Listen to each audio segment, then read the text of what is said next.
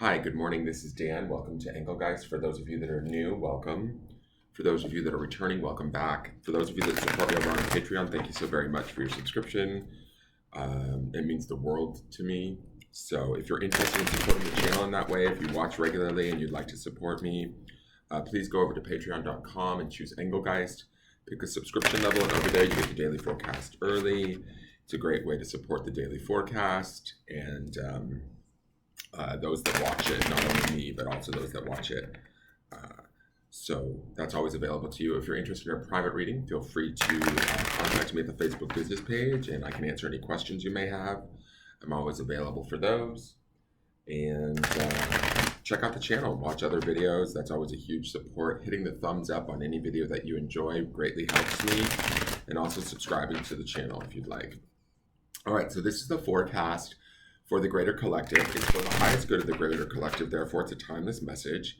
It is originally set for the underpinning energy. It starts off for Sunday, January 10th, but it's also the underpinning energy of the week. Each card will represent a few days of the week, give or take.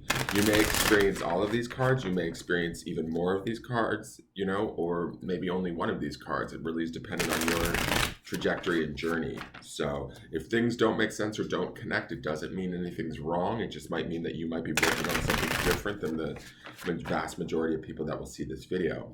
Now, because this is a broad spectrum reading, it is a timeless message. Therefore, it's intended for whenever you see it, more so than the original date. So if you're seeing this on a date that is not falling in between the 10th and the 16th of January, that's fine. Continue to watch it. It might still have a message for you.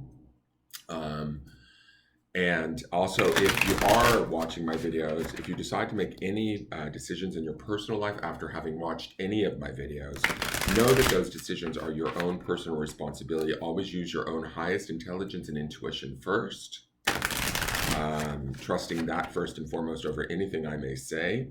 And also never take my advice from these readings over that of a professional in their field, like a doctor or lawyer or therapist. If they're telling you something different than what I'm saying, please always go with what they have to say first and foremost, all right? So again, using your own intuition and your own intelligence first. Always listen to what's being said to you by the professionals. Okay, so let's get into this. So 10 through the 16th, what do we need to know?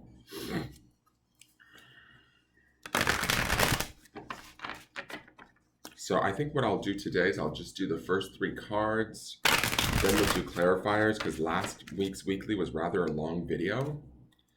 So let's just see what's going on here. Right. Oh, wow. We start off with the Lovers. Beautiful start to this week. Lovers is Gemini energy. It is major arcana, so it would be a significant start to the week. I think that, to me, I get a really warm feeling from this as far as that sun above that angel. The angel is also really beautiful. We have sort of Adam and Eve. There are some mountains in the background, right, that indicate that there have been some hard times that we're putting behind us or in the past. The clouds are sort of clearing and the angel comes free, right? And light begins to shine again. And remember yesterday's or the end of last week's forecast was the Strength card, right? We've been seeing a fair amount of major arcana. I think some of that, what my intuition is maybe telling me, is that some of that has to do with everything that we're pondering and sort of looking at right now. Whether we realize it or not, it's going to have significance on the rest of our year. So however we're setting our energy and setting our intention and where we're placing our attention is sort of setting us up for the rest of the year. So be mindful of that. Try and remain sort of ideally focused on what's working versus what's not.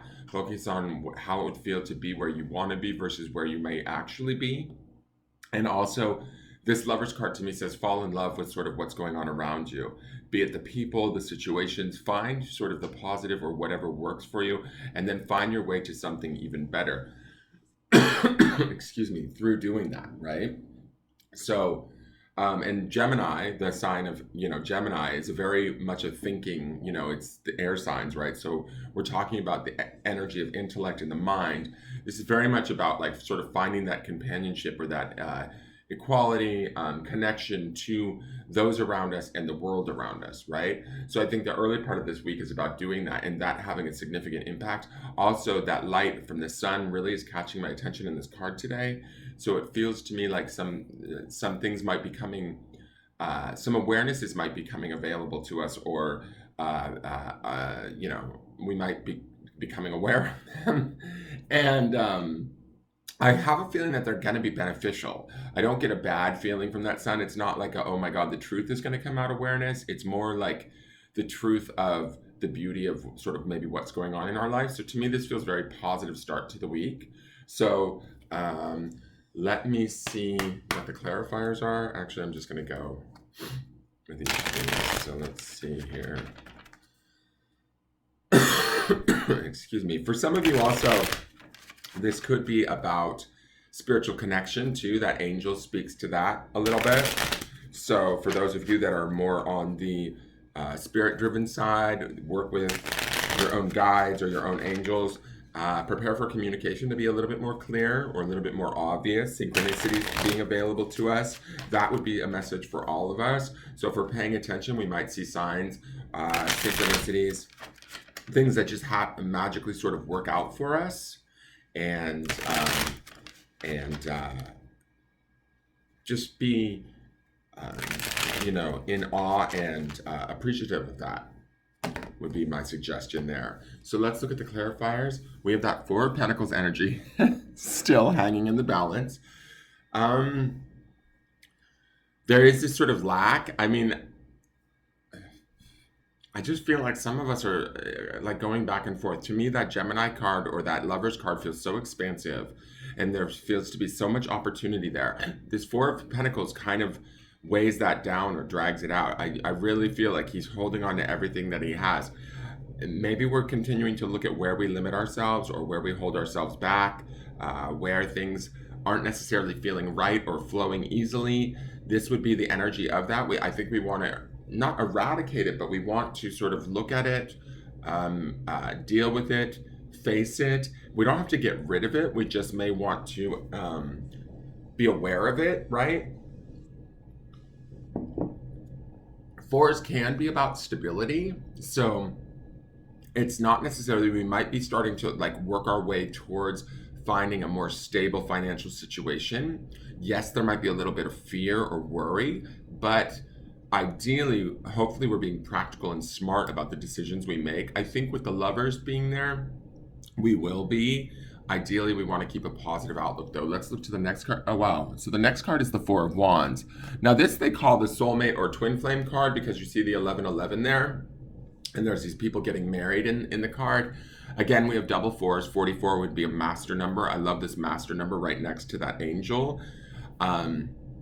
So that kind of feels like higher intelligence, spiritually connected. The Four of Wands, wands would be the element of fire and the spirit. So to me, we have a little bit of whatever it is that we desire versus what it is that we might materially have. These two fours could be at odds or could be trying to even each other out, balance each other out. How do we bring in the material with the sort of spiritual or the what we have versus what we desire, and how do we align those things? That could be the Lovers relationship that we have here, is bringing these two sort of perspectives within ourselves together. Now, mind you, this is all going to happen in the early part of the week. So keep an eye out for these sort of things, or where our desires lie versus where our limitations may lie. Now, the last card is the Empress. Okay, she represents the sign of Taurus or the planet Venus, which is also love, which we would connect back to the Lovers. The Empress is all about female creativity, abundance, fertility, creation. To me, what I'm looking at this run of cards is it's sort of like, what do we want, guys? What do we want to create? What are we in love with? What is like, if we could go to our highest ideal and entertain that ideal, what would that feel like? And then channeling some of that fear. Yes, we might have limitations. That would be that Four of Pentacles. But I don't believe that we need to let those pentacles or that Four of Pentacles hold us back from moving forward, especially with the strength of the Lovers, the Empress, and the Four of Wands. To me, it feels like the first few days, it might be a little bit of a back and forth with Can I, can't I, can I, can't I? But really, we want to stay in the can I as best as we can. The Empress says to me, she will help us to create it. That intuition, that sort of feminine sort of intelligence that we have, that, what's the word? Like, I guess female intuition will guide us. And that's for both the females and the males here. If we tap into our more intuitive side and go with maybe what drives us deep inside, like in our heart, that would be the Lover's card.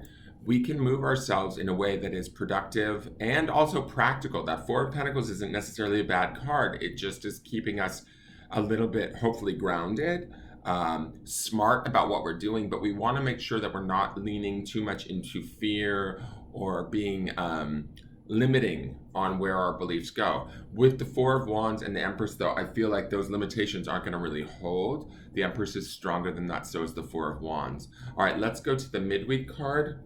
Wow, the midweek card is Empress Light. Okay, so this is the Queen of Pentacles. This is what I always refer to as Queen of Pentacles. Now, what I mean by that is the Empress is sort of the divine feminine, right? And we all have the divine masculine and the divine feminine within us, no matter what our sex, what our perspective. We have these aspects to us. Whether or not we're actually working with them is up to us, or conscious of them if we're honoring them and acknowledging them. And a lot of people don't necessarily do so. But we have that within us. So when I look at this, we get into this Empress energy by the end, or we're hopefully allowing this Empress energy to lead this focus of love through the Lover's card and this idea of possibility. And this possibility, what I'm saying is, it could be in anything. It could be about money. It could be about love. It could be about our friendships or relationships with family, the improvement of all of that. And it really looks like that opportunity is available to us this week if we desire it and we focus on it and we want it. And we understand how good it will feel and how we have the possibility to create it. When I look at the Queen of Pentacles, to me, she is about the continuation of that in the midweek. She's all about, again, nature, creativity. She's a little bit more practical than I would say the Empress, right? The Empress is on a little bit of a higher, more intense scale. And to me, I believe that the Queen of Pentacles would be a loving card, but I don't feel like she's as loving or mothering as, say, the Empress, right? Or even the Queen of Cups would be more loving. The Queen of Pentacles will be practical. She will take smart steps. I feel like she's similar to what we saw last week when we saw the Queen of Pentacles coupled with the Four of Pentacles. As we're dealing with whatever limitations we may have, I think by midweek, hopefully we're finding ways out of them. That would be this Queen of Pentacles energy, right? She's finding ways. Again, she's a mixture of that material and that intuition. So we see the material in the first run of cards. We see it in the Four of Pentacles, and the limitations or the worry around that maybe. The Empress is the queen aspect of that in a way. So the queen is that intuitive sort of feminine intelligence that we bring in to help make us provide for ourselves in ways, or provide for those that we love too, because we have that Lover's card there. So we could be providing for those that we love. That doesn't necessarily have to be a romantic love. It can be like familial or friendship love. But ideally, I think that we're included in this providing, right? I see that in the Four of Wands too. We're not necessarily, and for some of you, let's just say this, for some of you that are looking for love, this could be the week that something really starts to kick off, or something starts to deepen, something that you may actually have. I need to see the rest of the cards to know for sure, but with that Lover's card as the kickoff and the Four of Wands in there, the Empress and the Queen of Pentacles both being sort of that divine feminine aspect, we're certainly receptive to it. Right? We're certainly open to the idea, and not open in a way that's like fragile or anything like that. These women are strong. They're available. They're present. The Queen of Pentacles is certainly grounded, right? And very much ready to sort of make happen what she needs to by intuitively allowing her her higher self to guide her. All right, so let's get into her clarifiers. We have the Three of Cups. Again, water energy, emotions, celebratory, definitely celebratory. Some of you guys might find yourself reconnecting with those that you love, either romantically or through friendship and family. but this is about an opportunity to celebrate. Again, I think that this celebration or this focus of love, this focus of optimism really helps to produce this opportunity to create. That's what we see in the Queen of Pentacles.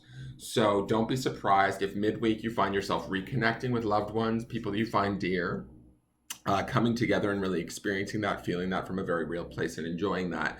That enjoyment will also help to kind of further along whatever this week's purpose is for each and every one of us. And mind you, each one, you'll have a different thing that you're working on, but it ideally will be a labor of love. That's the whole point of what I'm seeing in these cards. So let's see what's going on in the next card. So we have Judgment. So Judgment, to me, I love that we have another angel. Judgment is usually, I believe Judgment is the sign of Scorpio. It's either Scorpio or Sag. And I believe, I've heard other people say that this is also like a twin flame card or can be a twin flame card. I don't necessarily know it to be that, but what I will say from this is it feels like Spirit is coming in to help or assist. When I look at that angel coming down, I feel like it's an opportunity for us to pay attention and possibly get outside assistance from the realm of Spirit. Let me just look at this really quick. I just want to double check this. Where the heck? Aha. Let me just see this really quick. Sorry, I just want to verify and see if there's anything in the book about love stuff. Because I always see Judgment as like sort of the truth coming out. But I have heard other readers use it as a sort of it says change of position, renewal, or outcome. And see, that's the thing, like Judgment to me always feels like it's sort of kind of in the sense of justice, like truth comes out. But I always feel like it's a beneficial truth. When I'm looking at this, I feel more like this is about being helped along by Spirit, to be honest. It feels similar to the angel that we see at the beginning of the week in the Lovers card. Again, keeping eyes out for these synchronicities, for guidance, asking for help. Remember, if we want sort of assistance from our guides, we also need to sort of remember to ask and allow them in, right? Or even from our own higher self, we need to ask and allow it in. Also, that's the reason why they've said it. I remember now. This reader that I love, she says that this is about hearing the call to love. She only does like twin flame readings, so pretty much all of her cards are focused on that. But the Judgment card for her is about answering the call, like showing up and being present, right? Being called to that higher love. I feel like this is about maybe answering the call to whatever that desire is for us in a very big way, and it being powerful, right? We have that Three of Cups before it and the Queen of Pentacles. So I feel like the opportunity here is for us, and Judgment would represent that our, our planet, our guides are, I'm trying to think of what planet goes with Judgment. I believe it's either Sag or Scorpio. I can't remember. But our guides are with us, like they're supporting us at this time, or the universe is sort of supporting us to hopefully make this happen for us. And then the last card is the Knight of Wands. Now, Knight of Wands would be fire energy, action, dynamic, movement. This could signify for some of you that are romantically involved, this could be the one moving towards you, or vice versa, you moving towards them in celebration at the middle of this month. The Knight of Wands to me can be about taking action, doing the right thing for the right reasons, also being strongly desirous and focusing on that desire. So that would all be very good things for us to do. With that Queen of Pentacles at the beginning of this run, to me, I feel like it would be about us staying grounded and practical, but also taking action, right? I feel like the two balance each other out. But there's an interesting thing that I'm looking at, and I feel like I literally feel like that Knight is moving across these cards to meet that Queen. So for some of you, and I don't know if there are any of you out there that are interested in a fire sign, and it doesn't have to be a fire sign, but this is somebody that might be desirous of you, or they represent a desire to you. They could be moving closer to you. Like it almost looks like he is answering that call that we see in the Judgment card, and there is reason to celebrate by the midweek. So hopefully that's the case for some of you. Who are more focused on, say, a romantic outcome this week. I can certainly see that in these two runs of cards. Let's go to the last end of the week card. Oh, wow. We have the Hierophant. So the Hierophant is Virgo energy, also major arcana. So we've had two majors and a queen for this week. Is this going to be a significant week? I feel like the Hierophant is about sort of higher learning, knowledge, institutions, social respectability, expectations, things like that, doing the right things for the right reasons. Also, the Hierophant can represent marriage, guys. I'm not saying that necessarily you guys are all going to get married this week, but some of you could find yourselves considering that, looking at that as an option. For those of you that might have been in relationships, you might find those relationships either reigniting or becoming deeper this week, and maybe considering the idea of a more longer term commitment. For some of you, and this might be just only for one of you because I don't have a ton of viewers, but for one of you, it might be this is the week that a proposal could come through, or something that, some sort of an offer coming from this Knight of Wands. Be careful that this Knight of Wands has sticking power. Sometimes the Knight of Wands can be a little bit impulsive, or maybe not be able to see things through. And again, this could be a fire sign for some of you. It doesn't have to be, but it could be a fire sign like a Leo, Sag, or Aries coming in. With the Hierophant and it not being romance related, I feel like this is a beautiful way to sort of end out the week as far as the card is concerned, because it kind of feels like a nice blend of the intelligence of the Lovers card that we see at the beginning of the week and the practicality of that Queen of Pentacles in the midweek. It's sort of this nice blend of being intelligent yet being practical, because we have that Virgo nature of the Hierophant, right? We might find ourselves teaching others, leading others. The expectations of us might be a little bit, I don't want to say restrained, but in that way, there might be expectations placed upon us that we need to see through. We will be able to do so. I don't get any stress from the Hierophant. But we might find ourselves having to act in a particular way because it's what's socially acceptable or what is the right thing to do. But when we do that and we act from that place, we can take sort of, what's that phrase? Like we gain self-esteem through doing esteemable acts. That's kind of the feeling that I get with this Hierophant is, speaking from experience, these are ideas that I get from the Hierophant, is like when we would stop and speak from experience to help others and be honest and speak from a place of authenticity and knowledge. That's the Hierophant, right? It puts us into this state of being, feeling not in control, because in control is not the wrong word. And in authority is kind of also the wrong word, but we're speaking from a place of intelligence and capability. And we become like a trusted confidant in a way, or a trusted teacher in a way, or we feel that way towards the end of our week. We feel as though we can productively lead in a way that's loving and kind and benevolent, but from a state of authority, okay? And that's for those of you that aren't necessarily connecting to the romance aspect of this reading. So we have the Knight of Pentacles. Slow moving energy, but still with that Pentacles, Queen of Pentacles energy in the midweek. I like this. It feels grounded. It feels focused. It also ties nicely into that Hierophant, right? Because the Hierophant, I believe, is, I'm pretty sure he is Virgo. I'll have to make sure of that, but I'm pretty sure he's Virgo energy, which would also be Earth energy. We might be setting about plans and having to also figure out what is the most productive way to execute said plans. That would be the Hierophant, the most intelligent, logical way to move forward, and really a focus on intelligence and taking every step as it comes. That would be the Knight of Pentacles energy there. We have the Ten of Swords. Oh, not the best card. Where is this coming from?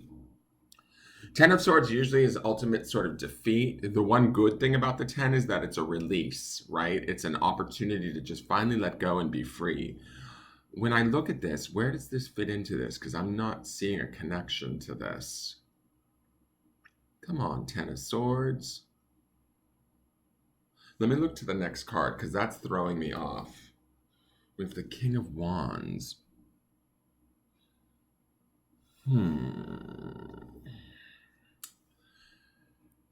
That Ten of Swords feels like a giant stop. Like it just like sort of stops the flow of this reading, because as this Knight of Swords as the Knight of Pentacles wants to move forward in the intelligence of this Hierophant is kind of the feeling that I'm getting. Yes, he's moving slowly, but what is this Ten of Swords? I'm going to look at the book really quick and just kind of, the Ten of Swords is usually a release, a defeat. Like we can no longer fight it. We have to let it go. It's no longer working for us. It's like counterproductive, right? Let me see here. Ten of Swords. The prostrate figure pierced by all the swords belonging to, what?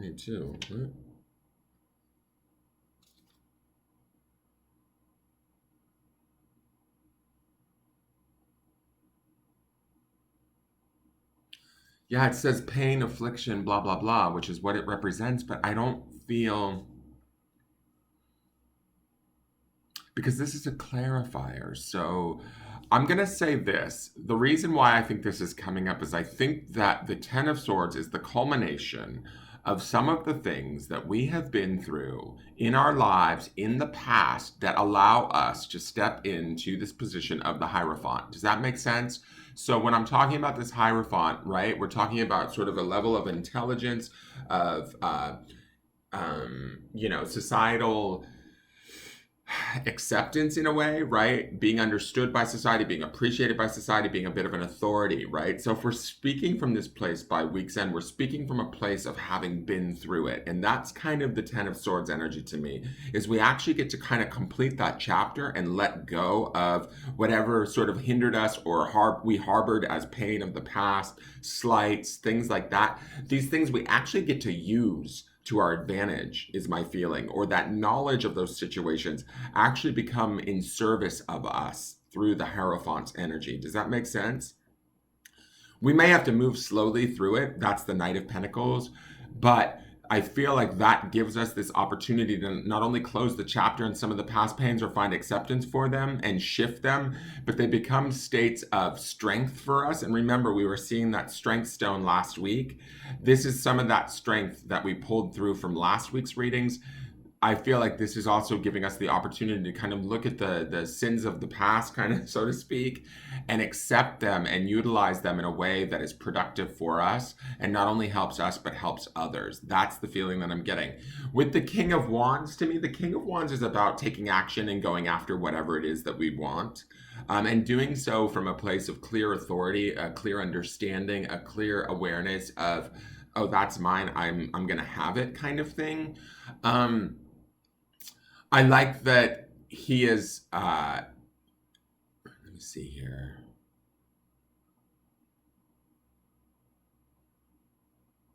All right, for those of you that aren't, all right, I'm going to say this. I'm seeing a little bit of a weird story here. To me, it feels like that King of Wands is very focused on those swords.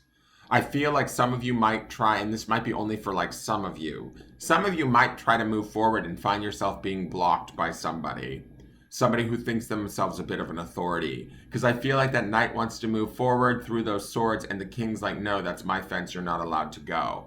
That's the feeling that I'm getting from the cards. So some of you at the week's end, if you find yourself being offered up resistance by, say, a boss, a coworker, maybe a partner, that could be happening, but remain true to what you know. That's the Hierophant's energy.